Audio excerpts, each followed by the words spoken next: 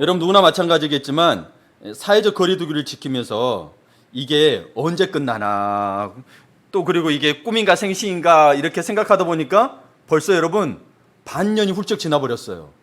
그렇죠? 6월 달부터 지금 9월까지 무려 7개월 가까이가 되겠는데, 이 코로나19를 계속 생각하면 어떤 것을 떠오르냐면 우리에게 머릿속에 계속 이렇게 이야기하는 것 같아요. 움직이지 마라, 모이지 마라, 자꾸 그러는 것 같아요. 예, 그렇게 명령하는 것 같고 나가려고 하다가도 멈칫하게 되고, 나갔다가도 마스크 안 쓰면 돌아와서 다시 마스크 쓰게 되고. 그러니까 이 코로나19로 인해서 우리의 재반 활동, 일상생활들을 억누르고 그리고 사회 시스템과 생활 방식을 바꾸게 됐어요.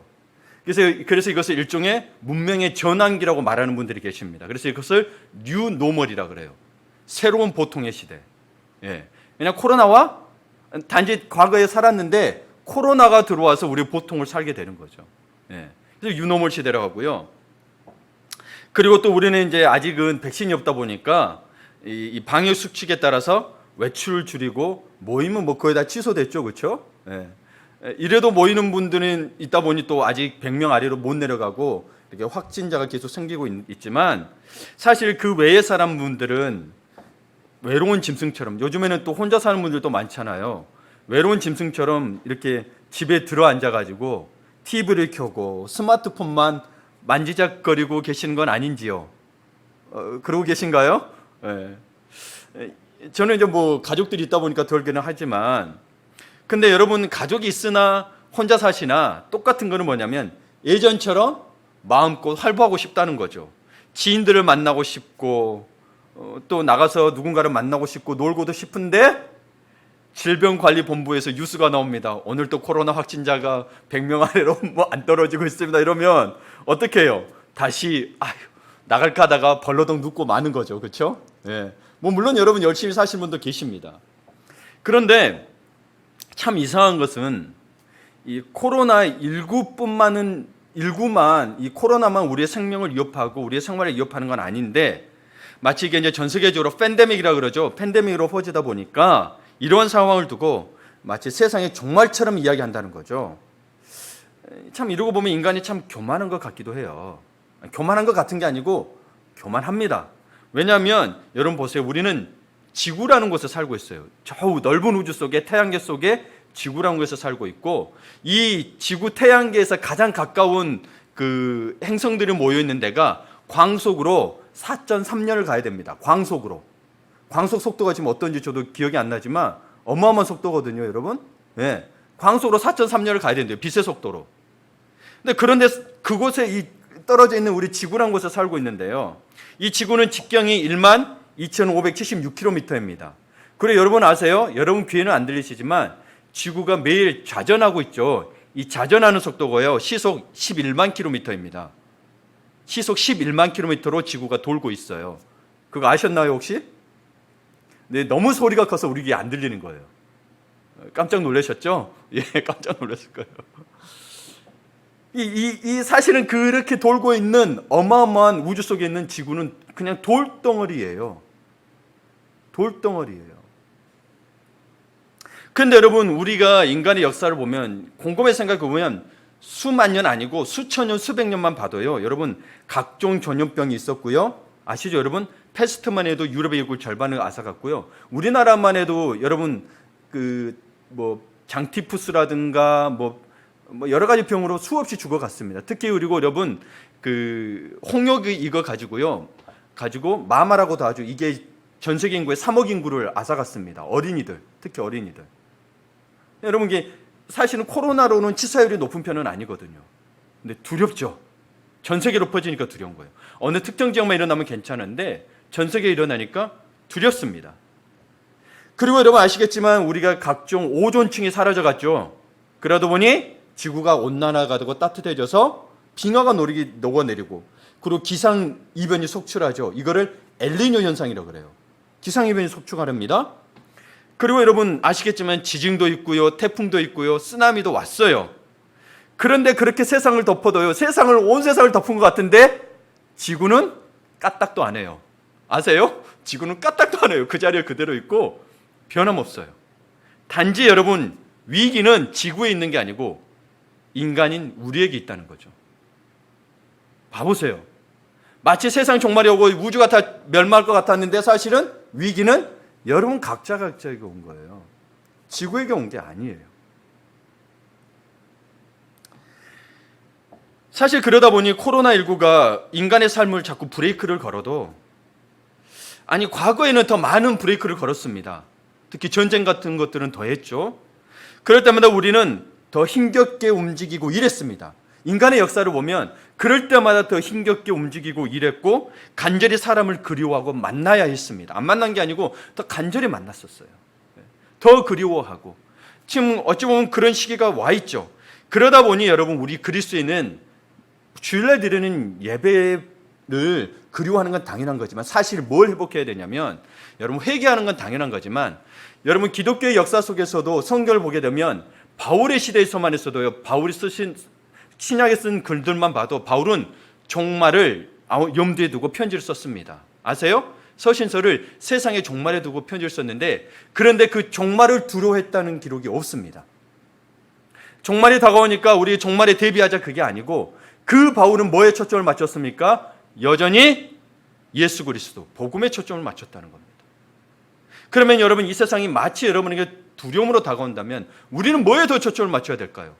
어떻게 하면 이겨나갈까도 고민을 해야 되겠지만 사실 우리가 주님 앞에서 회개하고 주님의 말씀을 따라 사는 삶을 회복해야 되는 게 근본이라는 거죠. 예. 그래서 여러분, 주일날 드리는 예배보다, 지금 시대는 주일날 드리는 예배보다 매일매일, 여러분 매일매일 열심히 사시죠, 그렇죠? 매일매일 여러분 말씀 보고 기도하고 큐티하고 새벽 기도하고, 이게 더 소중한 시대가 됐다는 거죠. 우리에게 일상에서 주님을 찾아라고 말씀하고 계신다는 거죠. 가정에서 가족과 더불어 예배 공동체를 회복하라는 거죠. 이 이스라엘 민족의 그 예배 공동체는요, 가족 공동체가 모여서 예배 공동체가 형성이 됩니다. 이게 12지파가 모였지만 그 12지파 각각이 속해 있는 게 뭐예요? 가족이 속해 있고 그 지파가 형성이 됐던 겁니다. 야곱에게 태어났던 12아들들은 그 12아들을 통해서 12지파라는 거대한 이스라엘 공동체를 형성하게 되죠. 여러분, 그럼 우리가 봅시다. 예배 공동체는 그렇게 시작이 됐습니다. 그렇다면 여러분 우리 가정에서 예배를 회복해야 합니다. 교회만 와서 예배드리고 갔고 일상에서는 하나님이 없는 것처럼 살았던 삶을 내려놓고 교회에서처럼 정직하고 경건하고 사랑하고 나누는 삶이 가정과 이웃에게 있어야 된다는 거죠. 이 코로나를 통해서 우리 그리스도인은 그 삶을 회복해야 되는 거죠. 원래 교회 본질의 모습이 그래야 된다는 거죠. 비대면 드리는 만회의 본질이 아니에요. 일상에서 여러분 하나님을 만나고 있고 하나님의 말씀하신 바를 따라 살고 있느냐를 여러분에게 묻고 계신다는 거죠. 교회는 과거에 한국 교회는 그러지 못했습니다. 건물 중심의 교회가 되다 보니까 교회만 모이면 땡이었던 거예요. 교회만 왔다 가면 그래 신앙생활 잘한다고 생각했던 거죠. 그러나 여러분도 아시잖아요. 그렇죠? 그게 아니라는 거. 교회에 오는 것도 중요하지만 여러분 뭐예요? 교회 왔다 갔다면 일상에서의 그 삶도 같이 살아야 된다는 거죠. 그래야 여러분 믿음이지 주일날만 왔다 갔고 하는 것들은 믿음이 아니라고 말하고 있는 거예요. 여러분 일상에서 새벽기도 오십시오. 들어오십시오. 줌으로. 들어오지 못한다면 여러분 큐티라도 하셔야 되는 거예요. 누군가와 만나서 때로는 누군가 다른 사람과 나는 아침에 못하면 저녁이라도 하셔야 되는 거예요. 기도 시간을 정해서 기도를 하셔야 되고요. 여러분의 일터, 여러분의 가정에 기도의 공간을 만드셔야 합니다. 그게 여러분 예수님이 하셨던 모습, 예수님도 십자가에 돌아가기 전까지 예수님이 하셨던 거고 바울도 계속 그런 이야기도 하고 있는 거예요. 우리 기독교인의 종말론을 이야기할 때는 종말론적 사고를 이야기합니다. Already, but not yet. 이미 왔어요.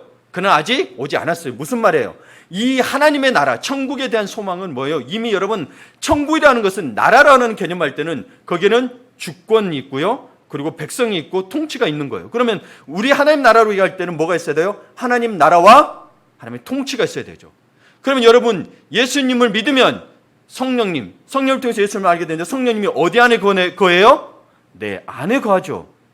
여러분 하나님 나라는 여러분의 마음속에 임한 겁니다. 그러면 하나님 나라는 진짜 실제는 천국에 있지만 우리에게 현존하는 하나님 나라와 미래 올 하나님 나라를 하나님 나라라고 같이 보는 겁니다. 그러나 이거를 딱 이때다라고 하는 게 아니고 하나님 나라는요, 하나님은요 시간의 개념, 시간이 제한을 받지 않는 분이시죠, 그렇죠? 그러니 하나님의 나라라고 할 때는 인간적 개념으로 생각하면 안 돼요.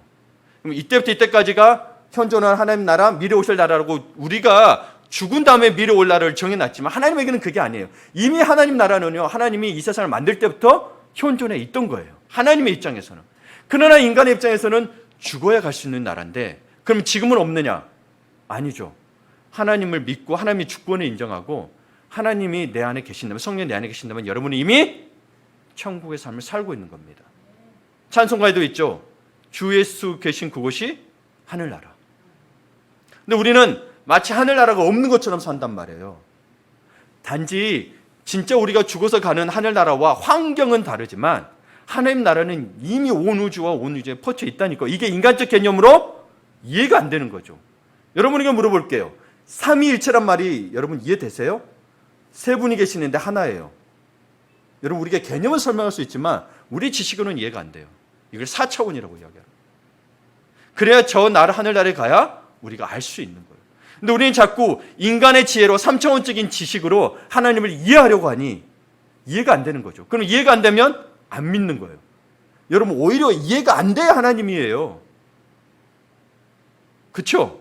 왜냐하면 인간의 지혜를, 인간의 가장 미련한, 하나님의 가장 미련한 것이요, 인간의 가장 똑똑한 것도 못 쫓아간대요. 예, 그게 말씀에 있어요. 그러니 여러분, 우리는 위기와 종말이 온 것 같은 상황에서도 그리스도인들은 그 위기와 두려움에 허둥지둥 되는 것이 아니라 그때마다 더욱 구약 때는 하나님을 찾았죠. 신약 때는 복음에 초점을 맞췄습니다. 이것을 깊이 깨달아야 된다는 거예요. 그럼 우리가 여러분 코로나19 시대에 어떻게 살 것이냐? 더 그리스도께 초점을 맞춰야 되죠. 이게 성경에서 말하는 바예요. 성경에 쓰여진 창세기부터 계시록까지 볼 때도 여러분 그때마다 굵직굵직한 인간의 역사의 위험한 순간들이 있습니다. 신약시대 바울의 시대는요, 네로가 온 로마를 불태웠어요. 네로 황제가. 세상에 종말이 온 거나 마찬가지죠. 로마는 세계 절반을 차지한 대국입니다. 제국입니다. 그러면 여러분 그때 사람들은 종말이 왔다고 생각 안 했겠어요? 근데 그 제국을 통해서 기독교인들을 핍박하기 시작합니다. 와. 근데 그런 이야기는 하나도 안 해요. 여러분 몰랐죠? 제가 성경 보면 그 이야기 하나도 안 나와요. 그 시대의 세계사를 찾아서 보니 그랬던 거죠. 그러면 그리스도인들은 뭘 바라야 되느냐? 이때도 편안할 때나 위기 때나 뭐예요? 주님을 바라봐야 되는 거예요. 동일합니다. 그래야 믿음인 거예요. 그래야 믿음인 거예요. 그래야 진리인 거예요. 이 어려울 때 아이고 코로나 어떻게 하나님도 어떻게 못해? 야 그러니 하나님도 못하니까 우리 떠나자. 그럼 믿음이 아니에요. 그럼 믿음이 누구에서 주관되는 거예요? 여러분에 의해서 주관되는 믿음이 어찌 모든 인류가 말할 수 있는 믿음이라고 할 수 있겠냐는 거예요. 그렇죠? 여러분 우리 결혼을 했어요. 부부간에 사는데 나는 다른 사람을 더 사랑한 것 같아. 그러니 헤어져. 여러분 그럼 사랑의 기준이 누구예요? 자기의 감정이죠. 내가 내 마음에 사랑하는 마음이 들면 남편과 아내와 계속 살고 안 들면 헤어지는 게 그게 사랑이라고 말할 수 있냐고요. 근데 그 사람들은 사랑이라고 이야기하죠. 근데 여러분 아니잖아요. 그렇죠? 참 사랑이 아니잖아요. 여러분에게도 참 믿음이 있어야 된다는 거죠. 예. 그러므로 오늘 또 여러분은 주님과 동행하며 살아가야 합니다. 그래서 오늘 본문이 주는 의미가 뭐냐? 여러분 영적 은사에 대한 이야기를 하고 있는데 여러분에게 주신 각자의 성령 은사에 대고 이야기했는데 여러분 이 코로나19 시대에 어떻게 영적 은사들을 우리가 성령께서 주신 은사들을 어떻게 우리가 활용할 것인가? 하나님 말씀은 변함이 없는데 그렇다고 코로나19 같다고 하나님 말씀하신 바가 멈춰야 되느냐? 그건 아니라는 거죠. 그럼 진리가 아니에요. 위기 속에서도 사도들과 바울은 여전히 복음을 전하고 하나님의 역사가 일어났던 것처럼 우리도 지금 위기 속에서 하나님의 말씀을 통한 역사가 우리의 삶 속에서 일어나야 된다는 거죠.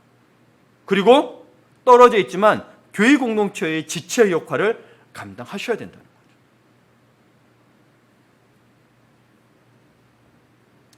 그래서 여러분 우리는 다시 한번 돌아봐야 될 게 하나님이 우리 각자에게 주신 뜻과 목적이 우리를 만드신 뜻과 목적을 분명히 하셔야 합니다. 하나님이 예배하기 위해서 하나님이 영광 받으시기 위해서 그리고 신약에 와서도 한 가지가 더 추가되죠. 서로 사랑하기 위해서 그리고 뭐예요? 그리스도의 몸을 세우기 위해서 우리에게 교회를 주셨다는 목적을 잊으시면 안 됩니다. 예. 그러므로 오늘 본문은 굉장히 중요합니다. 코로나19와 유노멀 시대를 살아가게 되는 여러분은 우리는 그럼에도 불구하고 지체로서의 역할을 감당할 수 있게 해서 그러면 새로운 은사들이 나오겠죠? 그렇죠? 성경에는 그때 맞춰서 은사가 나왔습니다. 지금은 직업도 많아지고 다양해져다 보니 새로운 은사들이 성경에도 많이 있습니다. 그럼 내게 주신 은사를 통해서 떨어져 있지만 교회 공동체에서 어떻게 나는 지체의 역할을 할 것이냐. 머리 대신 예수 그리스도 우리는 각자의 지체라 그랬잖아요. 어떤 사람은 손가락, 어떤 사람은 발가락, 어떤 사람은 뭐 옆구리, 어떤 사람은 팔목, 뭐 팔꿈치, 발꿈치 뭐 다 할 수 있겠죠. 그럼 그 역할을 어떻게 할 것이냐. 우리는 다시 한번 돌아봐야 됩니다. 그러기 위해서는 오늘 첫 번째 본문으로 봐야 될 게 뭐가 있냐면 고린도 교인의 과거의 모습을 먼저 봐야 됩니다. 하나님은 고린도 교회에 많은 은혜를 주셨습니다. 그리고 그 결과 여러분 웬만한 성도들은요 저마다 하나씩 은사를 가지고 있었어요. 놀랍게도 고린도 교회는 정말 큰 은사를 풍성한 은사를 받은 교회입니다. 그러면서 그들은 신령한 것을 더 추구했다고 말씀이 기록하고 있습니다. 그러다 보니 어떤 문제가 발생했냐면 은사를 받지 못한 사람들은 무시당하는 영적 엘리트주의에 깊이 빠져들었습니다. 심각하게 빠져들었어요. 하나님이 주신 은사가 어느새 그들의 자랑이 되고 계급이 되었습니다. 은사에도 마치 우리나라도 스카이가 뭔지 아시죠? 서울 연세 고대. 예. 여기 안 나오면 우리 표현을 뭐라 그래요? 인터넷에 보면 이렇게 지방 잡대라고 표현을 해요. 그렇게 무시하는 현상들이 고린도 교회도 나타났다는 거죠. 그래서 바울은 은사의 의미를 잘못 이해하고 있는 고린도 교회 성도들에게 무엇이 참으로 신령하고 영적인 것인지를 바로잡아주고자 했습니다. 무엇이 참으로 신령하고 영적인 것인지를 바로잡아주고 했습니다. 그래서 먼저 볼까요? 12장 1절에서 3절을 보면 형제들아 신령한 것에 대하여 나는 너희가 알지 못하기를 원하지 아니하노니 여러분 신령한 것에 대해서 알아야 돼요. 너희도 알거니와 너희가 이방인으로 있을 때에 말 못하는 우상에게로 끄는 그대로 끌려갔느니라. 그러므로 내가 너희에게 알리노니 하나님의 영으로 말하는 자는 누구든지 예수를 저주할 자라 하지 아니하고 또 성령으로 아니하고는 누구든지 예수를 주시라 할 수 없느니라. 바울은 먼저 고린도 교회 성도들의 과거 모습을 상기시킵니다. 지금은 너희가 지식인이 되고 영적인 은사를 소유하고 있지만 과거에는 우상을 섬기던 영적 소경이었음을 기억하라는 거죠. 교회도 보면은 많은 이들이 어려움과 힘들고 찾아옵니다. 근데 그런 문제들이, 영적인 문제들이 해결되면은요, 갑자기 교회를 안 나오기 시작해요. 자기들의 욕심들을 따라가기 시작해요. 여러분, 눈에 보이는 거 안 채워져서 하는 게 아니고 여러분의 영적인 문제가 먼저 해결돼야 되죠. 예. 그 문제가 조금씩 해결되고 어려움이 해결되면 어느새 교회에도 나중에 갈게요 이렇게 됩니다. 급할 때는 찾고. 안타깝지만 여러분 그것을 기억하는 거예요. 여러분이 영적 소경이었을 때를 기억하십시오. 그래서 바울은 그런 고린도 교인들에게 이야기하고 있다는 거예요. 은사를 받았다고 어깨에 힘주고 다니면서 은사를 못 받은 사람을 무시하고 있냐라고 바울이 질책하고 있는 겁니다.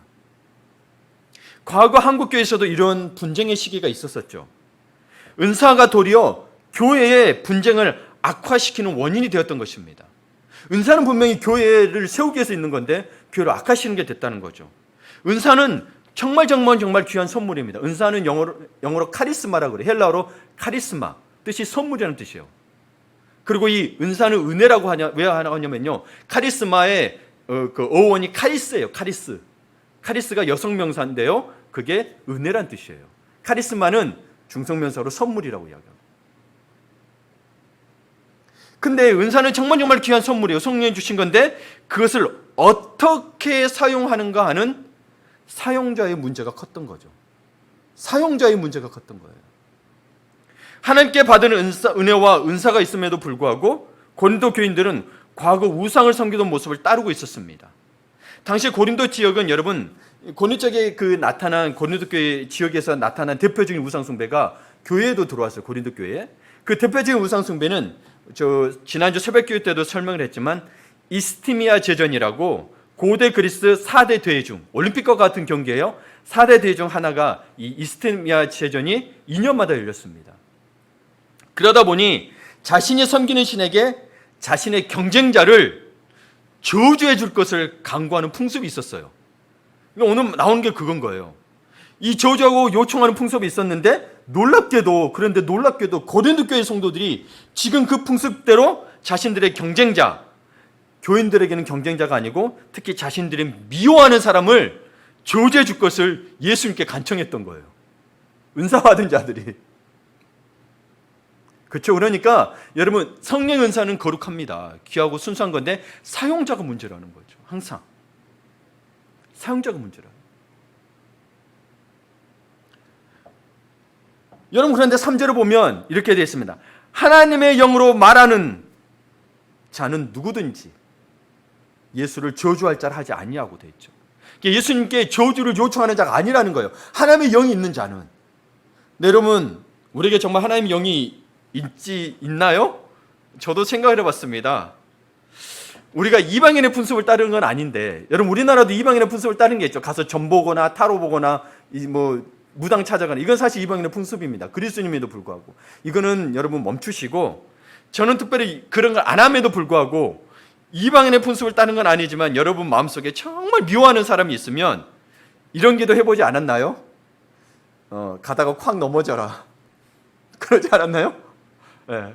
가다가 차 사고라도 나라. 하던 일이 좀 틀어져라. 왜 저 사람 사업이 잘 될까? 사업이 좀 망해라. 그러지 않았나요?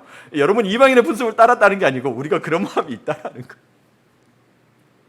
남편이 미우면 그렇죠. 아내가 미우면 저 사람은 가다가 계단에서 구르지라도 않나? 이런 거죠.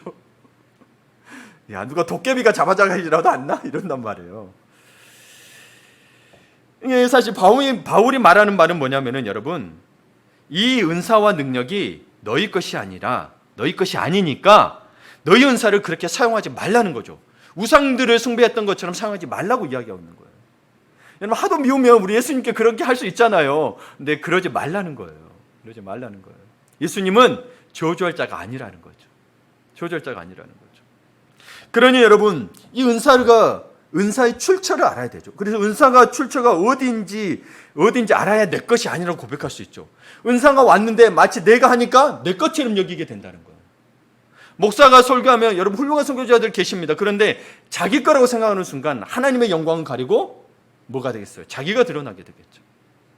교회에서도 마찬가지입니다. 내가 너무 섬김을 잘해. 근데 내가 섬김을 잘하는 은사가 내 거라고 생각하니까 어느새 못한 사람 보면 비판하게 된단 말이에요. 이게 위험한 겁니다. 그래서 은사는 정말 귀하고 교회를 세우고 성도를 세우기 위해서 주신 건데 사용자의 성품과 인격과 영적인 상태에 따라서 이 영적인 게 은사가 부정적으로 나타나기도 한다는 거죠. 참 인간이 못됐죠, 그렇죠? 네. 그래서 우리가 두 번째로 봐야 될 게 뭐냐면 모든 은사와 직분은 한 성령님에게서 나온다. 모든 은사와 직분은 한 성령님에게서 나온다. 먼저 우리의 신앙은 주님은 나의 구세주입니다라는 고백으로부터 시작합니다. 주님은 나의 구세주입니다. 다 고백하셨죠? 우리 다시 한번 고백할까요? 주님은 나의 구세주입니다. 중요합니다. 이 고백은 꼭 하셔야 되는 거예요. 예수 그리스도께서 우리의 죄를 속량하기 위해서 십자가에 죽으신 것을 믿고 인정하기 때문에 주님은 나의 구세주입니다 라고 고백하는 거죠. 그런데 많은 우리 그리스도인들이 여기에서만 머물고 있다는 거예요. 고백만 하고 머물고 있다는 거예요. 뭐를 돼야 되냐면 You are my Lord. 주님은 나의 주인이십니다. 이 고백의 단계로 나아가고 그 고백의 삶이 있어야 한다는 거죠. You are my Lord. 주님은 나의 주인이십니다. 제가 서론에 이야기했지만 하나님의 나라, 하나님의 통치는 하나님이 주인이 되어야 가능한 겁니다. 그런데 주님이 주인이 된 삶이 없다라는 거죠. 누가 주인이 됐어요? 내가 주인이 됐다는 거죠. 주님이 내 인생의 90% 차지하시고 제가 10% 할게요. 여러분이 주인입니다. 왜요? 여러분이 퍼센테이지를 나누고 여러분이 결정했기 때문입니다. 여러분이 90%를 주님 앞에 주셨다고 생각하겠지만 그걸 여러분이 결정했기 때문에 여러분이 주인 되었던 겁니다. 100% 맡겨야 그분이 주인인 거죠. 근데 다들 그래요. 이 정도까지는 봐주지 않겠어? 이 정도까지는 괜찮지 않아? 그게 여러분 인간의 생각이라니까요. 내 상황이 이러니까. 상황이 그러더라도 여러분의 믿음이고 여러분의 비전이라면 여러분은 그거 선택하잖아요. 그것에 따라서 기준을 선택하잖아요. 상황이 어떻든. 근데 주님은 뒷전이 돼 있단 말이에요. 주님은 나의 믿음이 아닌 거예요. 어떨 때만 찾아요? 내 상황이 편할 때만. 그러면 안 된다라는 거예요. 정말 여러분 믿음에 대해서 다시 생각해 보셔야 되는 거예요. 예. 철저히 우리는 그분의 종임을 인정해야 합니다. 주님이 말씀하시면 뭐예요? Yes, Lord. 그러니까 이렇게 해서 이렇게 이거 따지는 게 아니고요. 진짜 주인이라면 주인으로 인정하기까지는 시간이 걸리겠죠. 그렇죠? 그동안에 반항도 하고 따지기도 했겠죠. 이제 그걸 넘어섰다면 Yes, Lord. 말도 안 되는 거 시키는 것 같아요. Yes, Lord. 주님의 말씀하시면. 주님 말씀하시면 예, 알겠습니다. 그게 믿음의 우리가 말하는 진짜 믿음이라고 성경은 말하고 있습니다. 왜요? 그분이 진짜 하나님이시라면. 근데 하나님으로 온전히 못 받아들였기 때문에 내가 주인이 되면 예수 로드가 아니죠. 예, 알겠는데요. 이것 때문에 이렇고요. 저것 때문에 이렇고요. 나오기 시작합니다. 한번 돌이켜보세요. 여러분이 한번 생각해보세요. 그래서 바울은 고린도 교회, 즉 그리스도인은 영적 은사에 대해서 바로 알고 각 신자의 삶에서 더 중요하게는 교회 공동체의 삶에서 영적 은사가 어떤 역할을 하는지 이해하는 것이 중요하다고 말했습니다. 그러니까 여러분의 지금의 삶에서는 가정과 이웃의 이 영적 은사를 어떻게 활용할 것이냐. 그게 여러분 나중에 우리가 모여서 떨어져 있지만 여러분 그게 교회 공동체의 모습이라는 거예요. 교회 공동체에 주신 하나님의 은사는요. 교회 공동체가 모여서만 나타나는 게 아니고요. 여러분의 삶에서도 나타나야 된다니까요. 근데 교회에서만 나타난 이 오류를 벗어나야 된다는 거예요. 교회에서는 서로가 나이스하니까 그래요 집사님 권사님 그럼요 사랑해요 너무 감사해요. 근데 밖에서는 안 믿는 자들이 막 우리를 좀 무시해. 그러면 나도 같이 무시해. 그게 아니라는 거죠. 교회에서 삶이나 밖에서 삶이나 동일해야 된다는 거죠. 그래야 하나의 말씀이라는 거예요.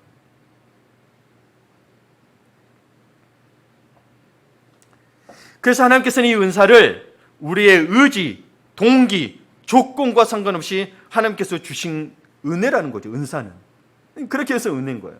그래서 성령의 선물인 영적 은사에 대한 고린도 교회의 문제점이 하나 있었습니다. 이 영적 은사에 대한. 아까도 얘기했지만 은사 못 받는 데에 대해서 무시한 것도 있었지만 실제로는 그 무시한 이유가 뭐냐는 거예요. 내가 은사를 받아서인가요? 아니죠. 영적 은사의 실제를 모르는 게 아니라 알았어요. 성령 주신 거 알았지만 그것을 세속적이고 극단적으로 사용했다는 거죠. 자기 것이 아님을 알매도 불구하고 자신의 이익과 자신의 명예와 자신의 자랑을 위해서 사용했다는 거죠. 여러분 그러지 않나요? 우리 아이들이 그렇죠. 분명히 이거 어디 사장님이라고 쳐요. 분명히 아빠 회사예요. 근데 아이들은 그럽니다. 이 회사 우리 아빠 거니까 자기 마음대로 사용하라고 하죠. 예. 아이들이 이야기하니까 좀 그런가요? 아내를 두고 합시다. 예를 들어서 어떤 회사의 사장인데 유독 더 유세를 부리는 건 그 사장님의 사모님이죠. 그렇죠?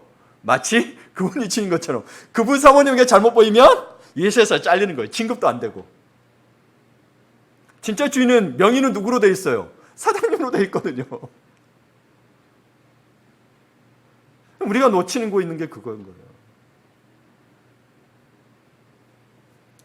그들은 자기들의 고린도 교인들의 영적 은사를 받은 걸 알았는데 올바른 사용법을 몰랐던 거죠. 오히려 사장님의 사모님이라면 더 겸손히 섬겨야 사장님이 더 빛나겠죠. 대표가 더 빛나겠죠. 예. 고린도 교인들도 교회도 마찬가지입니다. 물론 여러분 모두가 교회의 주인입니다. 주인의식을 가져요. 교회 주인은 그리스도이시지만 주인의식은 가져야 되잖아요. 그런데 내가 주인의식을 가졌는데 마치 내가 주인처럼 굴어버리면 다른 사람이 다 못마땅한 거예요. 그러니까 여러분 교회는 아름다운 교양곡을 연주해야 되는데 내 실력이 뛰어나다고 내가 가장 잘 가르쳐, 내가 가장 잘 고쳐, 내가 잘 섬겨, 내가 가장 잘 운전을 해 이러는데 자기의 각자 실력을 뽐내면 여러분 교양곡이 완성이 안 되죠. 그렇죠? 예. 교양곡은 서로 어우러져야 되잖아요. 예. 어우러져야 되는데 이게 오케스트라 합주곡이 안 되고 각자 이야기하면 이게 합주곡이 안 된다는 거죠. 여러분 가장 잘할 수 있습니다. 그러나 그 다음 사람이 또 잘할 수 있도록 여러분이 잘해도 때로는 물러나야 되는 거죠. 예. 물론 사람이 많아지면 우리는 지금 물러날 사람이 없어요. 여러분 각자 맡은 것에 최선을 다하시고 다 하시고. 근데 여러분 이 은사와 직분의 근원이 누구냐? 성령님인데 신자에게 영적 은사를 주시는 분이 여러분 교회 구성원에게 다양한 은사를 주셨잖아요. 그래서 여러분 4절에서 6절을 봅니다. 은사는 여러 가지나 성령은 같고 직분은 여러 가지나 주는 같으며 또 사역은 여러 가지나 모든 것을 모든 사람 가운데서 이루시는 하나님은 같으니 은사와 사역을 주시는 삼위일체 하나님을 주신다고 계세요. 곧 성부, 성자, 성령에 대해서 이야기하고 있는데 영적 은사에는 다양성이 있다고 이야기하고 있고요. 다양한 은사를 건강한 교회를 세우기 위해서 순수하게 사용해야 되는데 인간의 이기심, 이 죄성에서 비롯된 불건전함으로 말미암아 이 은사가 갈등이 되어버렸다는 거죠. 이 은사가 갈등이 되어버렸다는 거예요. 누군가가 나보다 잘하고 있으면 그것을 못하는 사람은 괜히 질투를 하게 되고 누군가는 못하고 잘하는 사람은 또 너 왜 그렇게 못해? 못한다고 사랑을 가지고 이야기하면 그러니 우리 잘해보자 이렇게 하면 되라고 가르쳐주는 게 아니고 못해 하고 끝나버리면 문제가 된다는 거죠.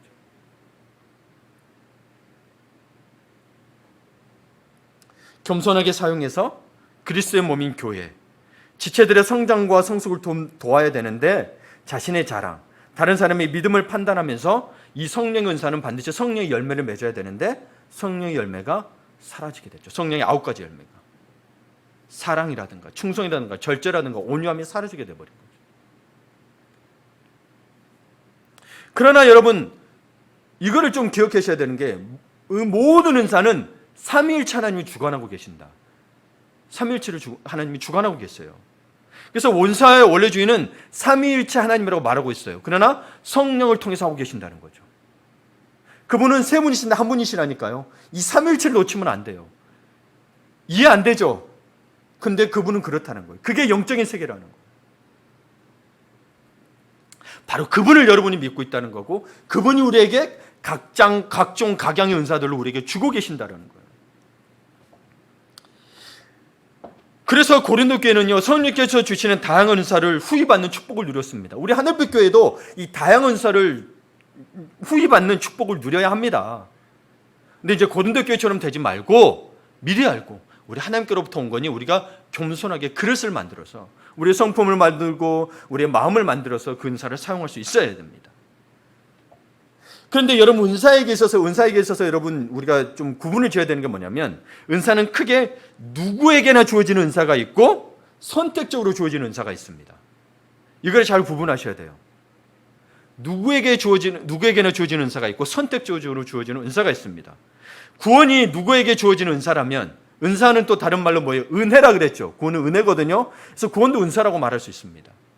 구원도 누구에게나 주어지는 은사라면, 방언, 애언, 치유와 같은 것은 선택적으로 주어지는 은사입니다.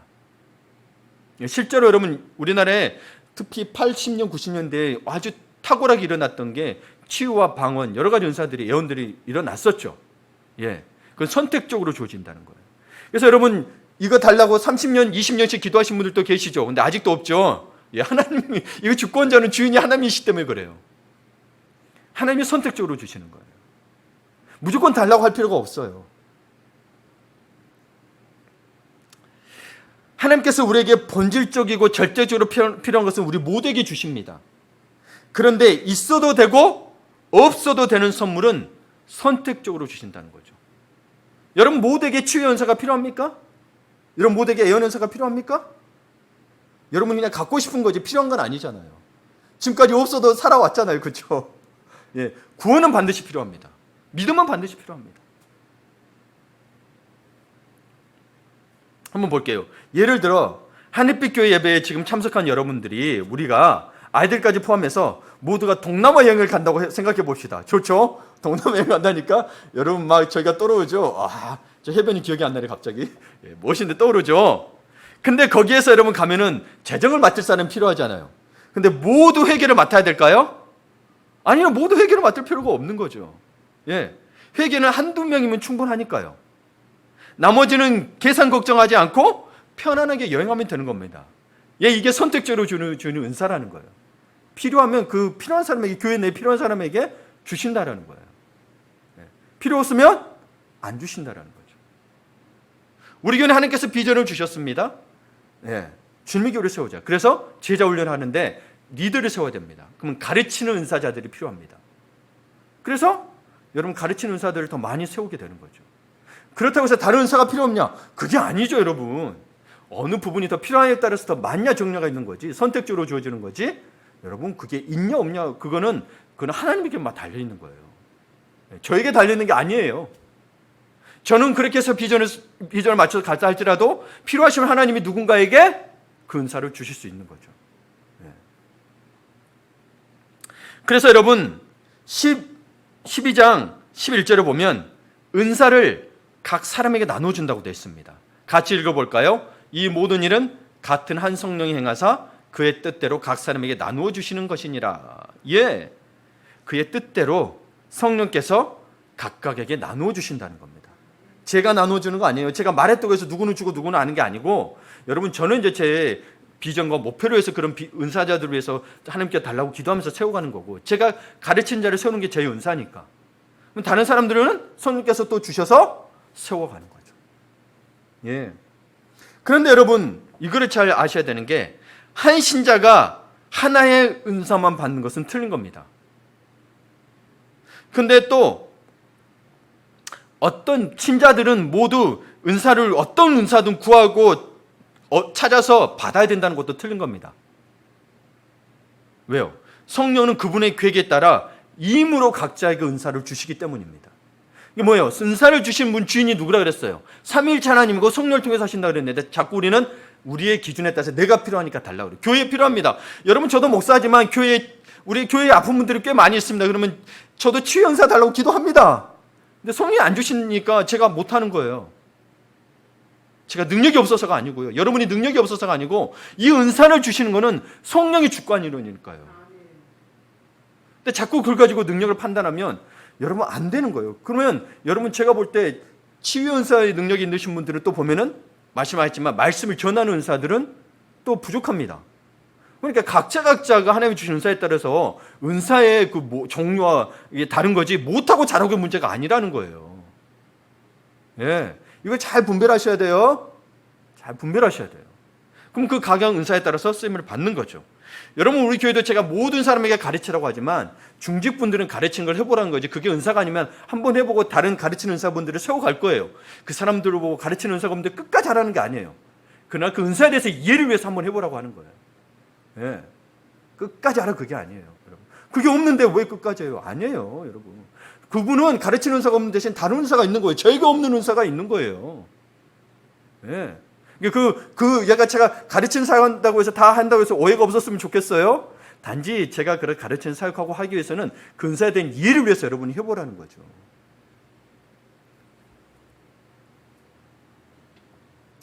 그러면 은사를 주신 목적과 종류가 있습니다. 그게 궁금할 거예요. 은사를 주신 목적은 여러분 그겁니다. 교회를 세우기 위해서입니다.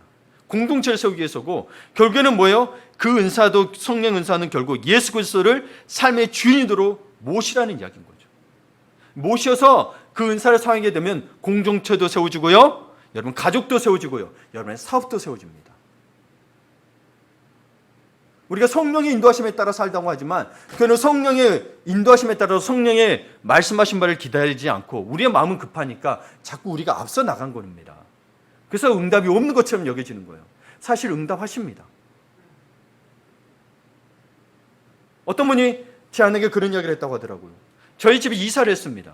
근데 기도했어요. 하나님 앞에 지금 사는 것도 좋습니다. 근데 교회 가까이 갔으면 좋겠습니다. 근데 그걸 비전을 삼는 게 아니고 하나님 뜻대로 하십시오. 근데 생각지도 않게 이렇게 해서 이사를 오게 된 거예요. 어느 분이 베풀어 주셔서.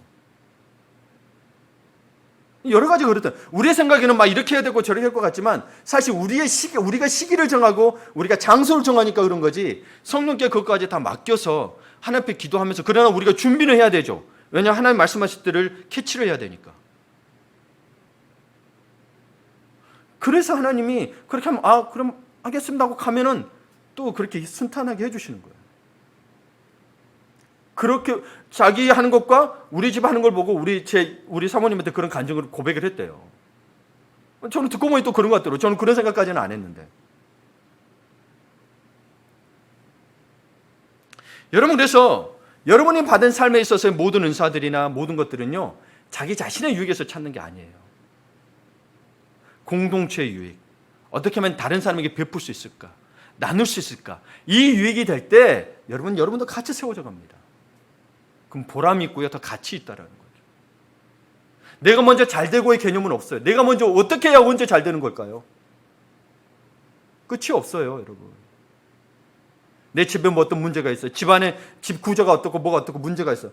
아니 그거의 문제 해결의 문제가 아니에요. 먼저 그거 내 개인의 집인 것 같아도요. 내가 오늘 생각해야 될 것은 하나님 나라를 위해서 공동체를 위해서 교회를 위해서 무엇을 할까? 그러면 그런 문제조차도 내가 생각지도 않은 것들로 말미암아 하나님이 해결해 주신 걸 보게 됩니다. 나는 지금 당장 해결해야 될 것 같아서 급하니까 그런 것 같지만 아니더라고요. 하나님의 때는 내 시간하고 너무 달라요. 너무 달라요. 참 놀랐습니다. 진짜. 당장 내가 죽을 것 같아도 하나님의 나라를 위해서 공동체 위해서 생각해 보시면요. 어느새 그 시간이 지나고 봤더니 어느새 세워지는 걸 보게 됩니다.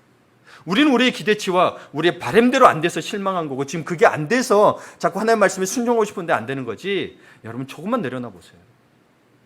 여러분의 판단과 여러분의 합리적인 판단, 여러분의 판단이 틀렸다는 게 아니에요. 대단히 합리적이고 논리적이고 지혜롭습니다. 그러나 하나님의 생각은 인간의 가장 지혜로운 것이 하나님의 미련한 것조차도 못 쫓아간다고 말씀하신 것처럼 조금만 하나님을 더 믿어보세요. 조금만 더 믿어보세요. 자, 그러면 이제 은사를 소유하려고 합니다. 8절에서 10절에 보면 제가 읽지는 않을게요. 시간이 되니까 여러 가지 은사들이 나옵니다. 여러분 성경으로 한번 봐보세요. 거기에 지혜 말씀에 대한 게 나오죠. 지혜 말씀. 지혜 말씀의 이 은사는 어떤 내용을 선포하거나 전달할 때의 능력을 말합니다. 이 바울도 사실은 자신이 어눌했다고 이야기합니다. 근데 말씀이 잘 선포됐어요. 아시죠? 바울은 자기가 실제적으로 자신이 어눌했고 간질까지 있었고 못생겼어요. 그래서 자기가 잘 전달되지 않을 거라고 생각했고 수사까지 공부했던 사람인데 말은 어눌했다라고 이야기를 합니다. 글은 잘 썼는데. 근데 이 말을 잘 들었단 말이에요. 많은 영혼들이 죽게 들어왔단 말이에요. 지혜 말씀의 은사가 있었던 거죠. 내용을 선포하거나 전달할 때 능력이 지혜 말씀의 은사입니다. 같은 말을 하더라도 도무지 무슨 말을 하는지 알 수 없는 사람이 있는가 하면 어떤 사람은 아주 입체적이고 생생하게 스토리를 잘 전합니다. 네, 이게 은사의 차이라는 겁니다. 이게 은사의 차이라는 거예요. 그 다음에 지식의 말씀은 주로 학자들이 갖고 있는 은사로 통찰력과 논리력을 말합니다. 실제로 저도 가능하면 여러분 성경 연구를 할 때 우리 그 목사님 설교들이나 강의하시는 분들의 설교하는 책을 보는 게 훨씬 더 수월합니다. 근데 학자들은요 진짜 어려워요. 어려운 말도 그대로 쓰고요. 진짜 어렵겠어요. 근데요 진짜 보면 학자들이 진짜 통찰력이 있습니다. 깊이가 있어요. 확실히 달라요. 이게 지식의 은사인 거예요. 믿음이 나오죠. 그 다음에 여러분 믿음이 나오는데 믿음도 은사라고 하는데 여기서 말하는 믿음은 우리가 일반적으로 알고 있는 믿음의 개념이 아닙니다. 바울이 여기 볼 때 7, 8절, 9절, 10절을 볼 때 조금 이 학자들은 이렇게 보지는 않지만 조금 카테고리적으로 나눠놓은 게 있어요. 병 고치는 은사와 같이 두고 있고 지혜와 지식의 은사들을 같이 두고 있고 그 다음에 영적으로 우리가 해야 될 은사들을 따로 두고 있습니다. 10절에 조금 그런 분류가 있어요. 정확한 건 아니지만. 근데 그런 관점에서 좀 볼 때 이 믿음의 은사는 여러분 뭔가 치유하는 부분 그리고 회복하는 거에 개념을 좀 놓고 봐야 된다는 거죠. 바울은 수사학을 공부한 사람이라 이야기했어요. 이 저자가 바울이라는 걸 기억하세요. 그러면 우리가 알고 있는 그냥 믿음의 개념이 아니고요. 그래서 믿음이 은사라고 할 때는 여러분이 그 복음을 믿는 그 은사의 개념이 아니고요. 이 은사의 목적이 분명히 여러분 개념을 가지고 들어가셔야 돼요. 공동체의 유익이라 그랬어요. 교회 유익을 위해서 은사의 목적이 있는데 이 믿음이라는 은사는 하나님의 자비와 사랑과 주권을 인정하고요. 그 가운데 열정을 가지고 공동체를 하나로 만들려고 하는 그런 은사를 말합니다. 공동체를 하나로 만들기 위해서 하나님을 제대로 믿었어요. 그 믿음을 갖고 그러니 열정을 가지고 공동체 하나를 세우는 것까지가 믿음의 은사라는 거예요. 그러니까 여러분이 알고 있는 복음을 믿는 예수 그리스도를 믿는 은사와는 이건 은사가 아니고 믿음이고요. 빌리프 신념을 말하는 거고 이 은사는 다른 거예요. 왜냐하면 은사의 목적이 공동체를 세우는 것이라고 했기 때문입니다. 그리고 8절에 보시면 여러분 병 고치는 은사와 9절인가요? 9절에 보시면 병 고치는 은사와 카테고리에 같이 놓고 있다는 거죠. 그러면 회복과 세움의 은사라는 걸 알 수 있다는 거죠. 이 부분을 많이 놓치고 있는 거예요. 믿음 그러니까 다른 개념으로 생각을 안 했던 거예요. 그래서 이 믿음의 은사를 가장 대표적인 사람으로 어느 학자는 예로 들고 있는 게 사도행전에 나오는 바나바를 예로 듭니다. 바나바가 가는 그곳에는요 항상 격려와 회복이 일어나서 공동체를 하나로 만들었습니다. 심지어 바나바는 어떤 정도였냐면 여러분 예루살렘 공동의회가 있었습니다. 예루살렘 그 의회가 있었어요. 여기는 사도들만 있는 곳이 사도들이 다 11명의 사도 12명 제비 뽑았잖아요. 12명까지 사도들이 있는 공동의회가 있었는데 바울이 여러분 아시다시피 기독교인들이 굉장히 핍박했습니다. 그래서 이 공동회에서는 바울을 적대자로 여겼어요. 근데 바나바가 가서 사도들과 예루살렘 공회와 연결시켜주고 사도들과 연합하게 만듭니다. 바나바가요. 놀랍죠? 이거를 믿음의 은사라고 이야기합니다. 여기서 나오는 은사를 이야기하는 거예요. 연합하게 하고 회복하게 하는 거. 공동체를 하나되게 하는 은사를 여러분 사실 모두가 가지면 좋겠죠. 그렇죠? 예. 한번 여러분 그런 은사들이 있는지 한번 찾아보세요. 그 다음에 치유 은사입니다. 좀 시간이 걸리더라도 은사에 대해서 설명을 할게요. 나는 어떤 은사가 있는가 찾아볼게요. 우선 성경에 있는 은사들을 이야기하는 겁니다. 그 다음에 이거 다음에 믿음 은사 다음에 뭐가 나와요? 치유의 은사가 나오죠. 이 한국말에 이게 좀 애매한 게 뭐냐면 치유의 은사 그래서 한 가지로 보이죠. 근데 헬라어나 영어는 어떻게 되냐면 gifts of healing 치유의 은사들이라고 복수형을 사용하고 있습니다. 치유의 은사들이라고 복수형을 사용하고 있어요. 우리 여러분은 치유의 은사 한국말로 볼 때는 치유 은사를 하나로 봐버렸단 말이에요. 모든 은사를. 근데 이 복수형으로 했다는 건 뭐냐면 이 다양한 방식으로 병고침의 은사와 역사가 나타났기 때문입니다. 다양한 방식으로. 예를 들어 여러분 사도행전을 보면 바울이 갖고 다니는 수건이 있어요. 이 수건을 병자게 됐더니 나았다는 기록이 있습니다. 그렇죠? 어떤 사람은 안수해서 낫고요. 어떤 사람은 여러분 빌립은 가서 그 내시를 만나서 장관을 만나서 봤더니 하나님 말씀 나누면서 물에 들어가라고 해서 낳게 되죠. 엘리사. 예. 다양한 거예요. 물속에 들어가서 낳기도 하고 안수해서 낳기도 하고 수건을 만졌더니 낳기도 하고 때로는 현대에서 가끔 나타나는데요. 말씀 듣다가 말씀을 정말 사모함으로 듣다가 병이 낫는 사례가 간혹 종종 일어나고 있습니다. 그 보고들이 있어요, 실제로. 예. 여러분, 그러니 낳고 싶은 분들은 말씀 사모함으로 한번 깊이 들어보십시오. 그래서 복수형이라는 거예요. 누군가가 은사자가 이렇게 안수만해서 낳는 게 아니란 이야기예요. 병 고치는 은사는 다양한 방법으로 나타났던 걸 의미해요. 그래서 복수형을 사용했던 건 놓치지 마시기 바랍니다. 과거에 우리 목사님들 그때는 우리가 헬라어라든가 이런 번역서들이 많이 안 들어왔어요. 그래서 은사라는 하나로 사용해버렸단 말이에요. 그래서 해석에 오류가 생기면서 이 은사에 대해서 설명을 못했었어요. 근데 보니 봐보세요. 이번은 궁금하시면 영어로라도 봐보세요. Gifts of Healing으로 돼 있어요. 복수로 돼 있어요. 그 다음에 여러분 능력행함. 이거 성령의 신비한 능력을 말합니다. 이건 어떻게 제가 다 말로 설명할 수가 없네요. 성령의 신비한 능력으로 아시면 됩니다. 그 다음에 예언은 앞을 내다보는 능력이 아니고요. 설교자가 하나님의 말씀을 그분의 의도대로 잘 전하는 능력을 말합니다. 이게 예언의 은사입니다. 그래서 이 시대의 모든 설교자는 예언의 은사를 가지고 있습니다. 근데 왜 그러냐? 예언은 앞을 내다보는 거 아닌가요? 했을 때 여러분 한번 봅시다. 하나님의 말씀이 모두 하나님의 말씀이 선포되는 게 예언이에요, 아니에요? 예언이잖아요, 하나님의 말씀이. 근데 그 하나님의 말씀이 말하는 의도를 잘 해석하고 잘 파악해서 전달하는 게 예언이겠어요, 아니겠어요? 예언인 거죠. 자꾸 즉석에서 하나님께서 이렇게 이야기하시더라. 제가 그런 분들요 한 3분 만나봤어요. 근데 맨날 바뀌어요. 갑자기 하나님이 이쪽으로 가라 했던 것 같은데 갑자기 아니 하나님 이쪽으로 가는 것 같다. 성령님 맨날 그래요. 3분 다 그랬어요. 그건 성령의 음성을 듣는 게 아니고요. 자기가 그냥 생각하는 거 듣는 거예요. 하나님 말씀조차 이 성경조차 제대로 듣지 못하고 지금 성령의 은사의 말을 듣겠다. 진짜 듣나 할지라도 저는 못 믿겠습니다. 그렇죠? 이런 기준이 없으면 여러분 넘어간다니까요. 실제로 그냥 들을 수도 있어요. 근데 극히 드물고요. 그런 분들에게는 하나님께서 모두에게 공감할 수 있도록 알려주시겠죠. 근데 갑자기 나타나가지고 성령께서 하나님 이렇게 말씀하시더라. 너 그 집사 이렇게 아니 평상시 알고라도 지내면 이 사람을 따라서 은사가 있으니 믿겠죠. 근데 그것도 없이 갑자기 나타나서 당신 이렇게 하시오 그러면 그게 자꾸 넘어가지 말라니까요, 여러분. 한국 사람은 옛날에 무속신앙이나 무당 그런 게 있어요. 자꾸 그런 데 넘어가. 아니에요, 여러분. 그러지 마세요. 그 다음에 영분별의 은사. 이 영분별의 은사는 뭐냐면 성령으로부터 오는 참된 것인지 어둠의 권사자로부터 오는 간교한 것인지 구별하는 능력입니다.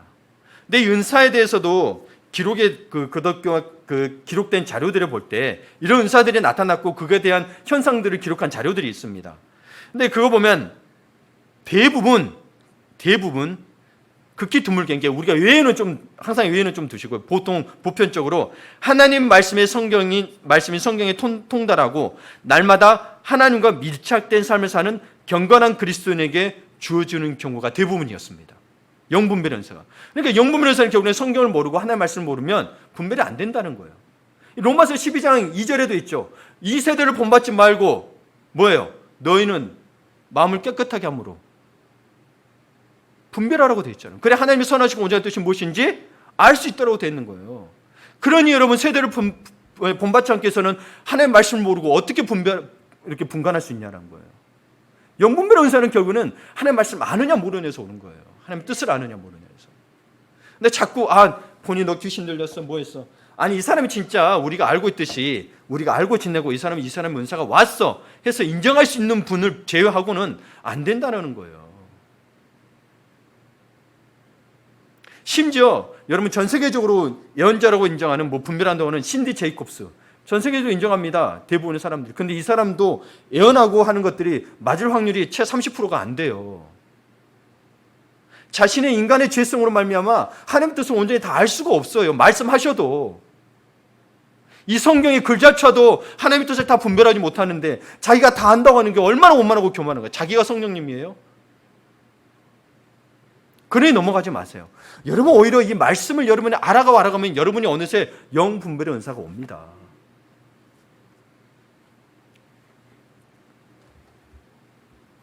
그 다음에 여러분 방언에 대해서 봅시다. 이게 참 한국교회에서도 문제가 많았던 건데 방언의 세계도 참 다양합니다.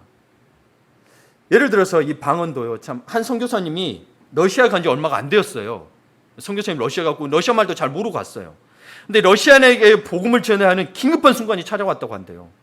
그때 갑자기 한 번도 배운 적이 없는 러시아가 자신도 모르게 터져 나와서 복음을 전했다는 기록이 있습니다.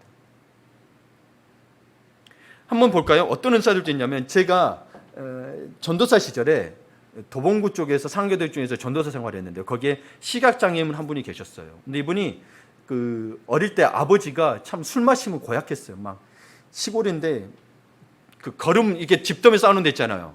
똥하고 그 집 싸우는 데다가 7살짜리를 거기에 집어넣는 거예요. 술 마시면 오면. 그럼 밤새 놔둔 거예요. 그 도끼가 들어가지고 시각이 멀어버렸어요. 여러분의 부모님을 참 존경하십시오. 여러분. 얼마나 지금도 그 이야기하면 마음이 아파요. 사실.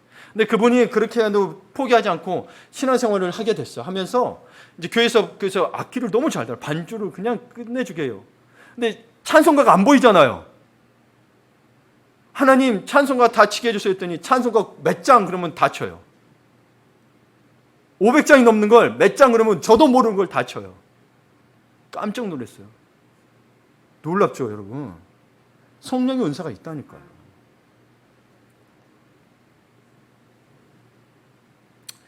하여튼 여러분 근데 여러분 이 방언을 왜 주신 거냐면 하나님과 깊은 교제를 나누기 위해서 방언을 주셨습니다. 그런데 방언을 성령님이 주셨다고 무분별하게 사용하시는 분들이 계신 거예요. 이 방언은 특별하게 여러분이 구분지어야 되는 게 뭐냐면 은사를 주신 목적이 뭐라 그랬어요? 교회의 유익, 공동체의 덕을 위해서라 그랬죠. 그런데 방언은 특이하게도 개인의 덕을 세우게 합니다.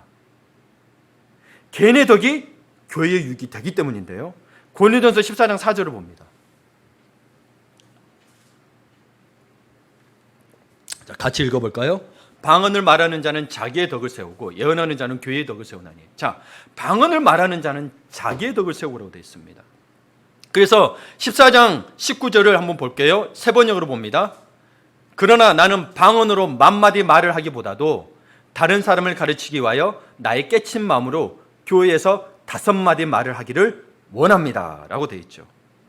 여러분 방언을 절제하지 못해서 고린도 교회는 오히려 공동체에 해를 끼치게 되었습니다. 그러다 보니 14장 19절에 있는 말씀처럼 차라리 방언하지 마라. 네가 깨친 말 5마디가 차라리 낫다라고 이야기해. 아는 말로 5마디 하는 게. 네가 신앙 좋다고 자꾸 방언해봐야 뭐하냐는 거예요. 기도만 열심히 방언 막 해보면 뭐하냐는 거예요. 너의 삶이 안 따라주는데. 너가 깨친 말, 하나님 말씀 깨친 말 그냥 5마디만 제 거를 음소거 해버렸네요. 제 거를 음소거 다시 할게요. 방언에 보다 깨우치는 말 5마디가 더 낫다는 거죠. 그렇죠?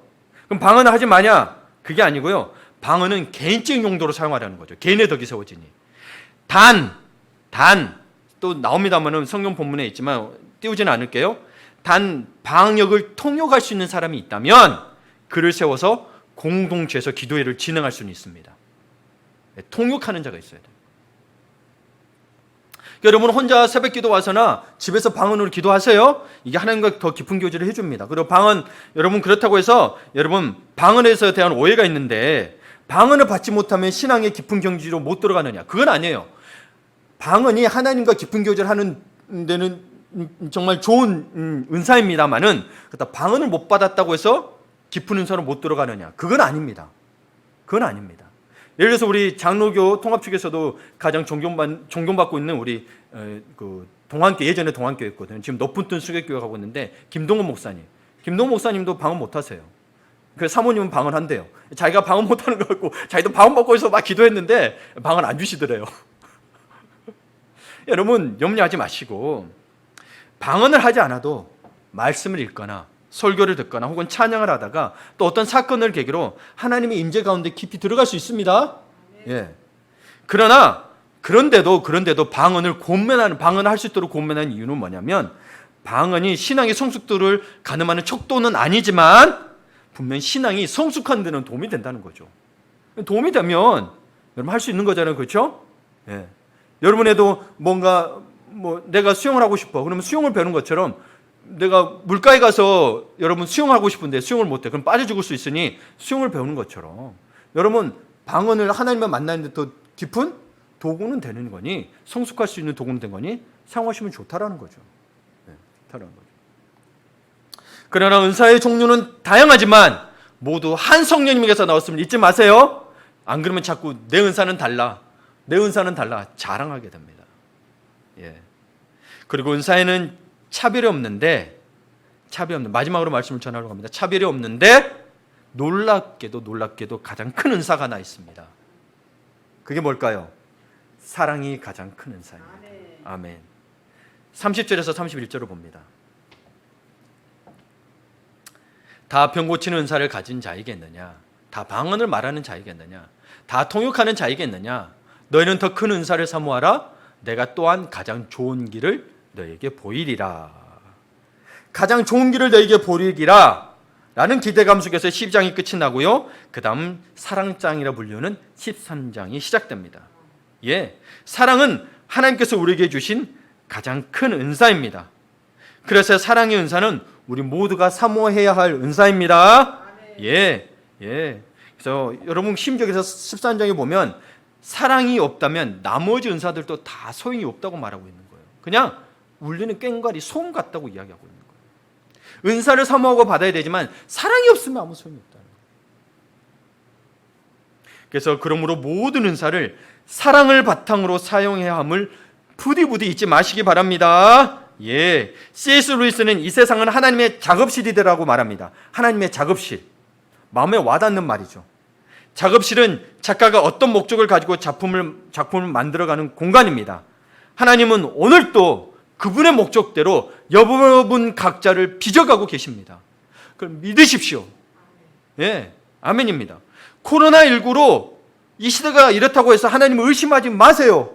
복음을 저버리는 어리석음을 행하지 마시기 바랍니다. 각 사람에게 나누어 주시는 것, 이 말은 곧 우리 모두 하나님이 나누어 주시는 것을 맡은 사람일 뿐이라는 거예요. 그분이 주실 수도 있고 안 주실 수도 있다는 거예요. 우리는 교회라는 공동체로 부름을 받았습니다. 주님이 오시는 그날까지 더 큰 은사, 뭐예요? 사랑을 사모하며 공동체, 가족, 일터에서 덕을 쌓는 인생을 사시기를 축원합니다. 아멘.